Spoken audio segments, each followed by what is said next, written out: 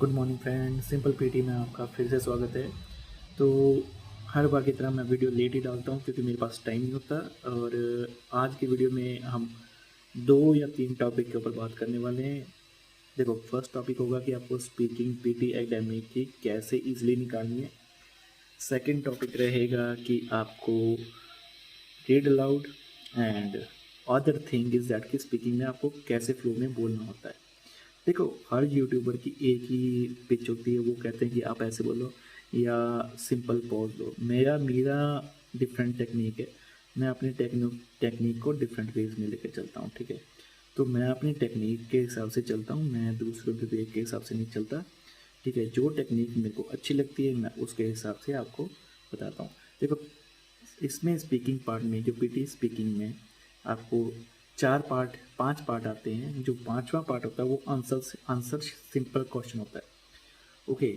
तो हमें फोकस करना होता है कि हमें अपना read aloud, repeat sentence, describe image as well as read lecture and answer short question हमें कैसे बोलने होते हैं। तो देखो, एक ही इसके अंदर मोटिव होता है कि हमें फ्लो नहीं तोड़ना, एक ही अपने फ्लो में चलना है। यानी अपनी एक नेचुरल टोन के हिसाब से एक ही फ्लो में चलना है। अगर आप पॉजेज दोगे, देखो कंप्यूटर जज हमारा पॉजेज थोड़ा सा लेंथी हो जाता है, ठीक है। कंप्यूटर जो पॉज होता है ना, जो कंप्यूटर का पॉज होता है उसके हिसाब से हम पॉज थोड़ा सा ज़्यादा ले लेते हैं, लेंथी ले लेते हैं, तो हमें उसमें दिक्कत हो जाती है, ठीक है। तो होप्सफुली मैं आपको पीटी कोर का भी बताऊंगा ईमेल में बच्चे क्या मिस्टेकन कर रहे हैं। पीटी कोर को इतना इजीली मत लेना कभी भी, ठीक है। पीटी कोर इजी नहीं है जितना इजी है ना। हाँ, speaking is much easier than PT academic. आप इजीली 71 72 इजीली ले लोगे। बट कहाँ पे प्रॉब्लम पड़ रही है पीटी कोर में? ईमेल राइटिंग में। और अगर आपके ईमेल राइटिंग के अलावा part, summarise spoken text, fill in the blanks and write from dictation ठीक नहीं है तो आपके राइटिंग में मार्क्स लो हो जाएंगे। तो मस्ट कंपल्सरी कि अपने राइट फ्रॉम डिक्टेशन सारे पार्ट इजी करो। और जो मैं आज आपको रीड अलाउड करके दिखाऊंगा, आपको सेम ही वॉइस में बोलना है। आपके कंटेंट 5 आएगा, फ्लुएंसी 4.5 और प्रोनाउंसिएशन आपकी 4.5 रहेगी, ठीक है।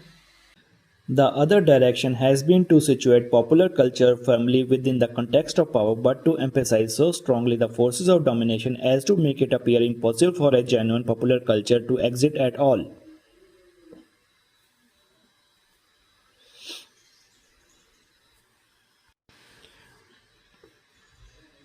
Content wise 5 और fluency wise 5 and pronunciation wise 5। ये आपका स्कोर रहेगा अगर आप रीड अलाउड को ढंग से पढ़ते हो। आपने ज़्यादा स्पीड पे नहीं चलना। देखो 36 वर्ड मैंने एक्यूरेट बोले, यानी अप टू 90% एक्यूरेसी होती है। तो आपके जो वर्ड एक्यूरेट आते हैं तो इट मीन आपकी फ्लुएंसी, कंटेंट एंड प्रोनाउंसिएशन 5 रहती है। इट मीन आपके रीड अलाउड में, रीडिंग में मार्क्स 24 आउट ऑफ 24 डिस्ट्रीब्यूट होंगे ही होंगे, ओके। होप्सफुली आपको वीडियो अच्छा लगेगा। मैं साथ ही आपको वीडियो में डालूंगा पीटी कोर के ईमेल के रिगार्डिंग।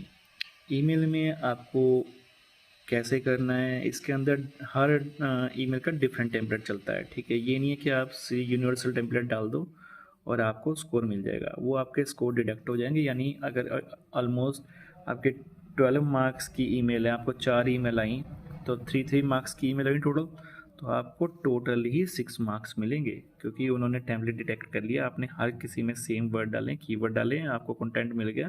आपकी राइटिंग पार्ट में कोई मार्क्स नहीं मिलेंगे।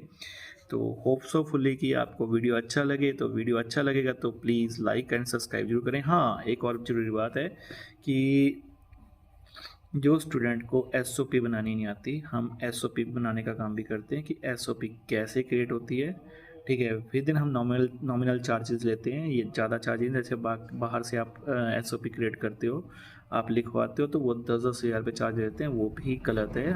मैं सिर्फ एक 2,000 रुपये चार्ज लेता हूँ एसओपी बनाने का।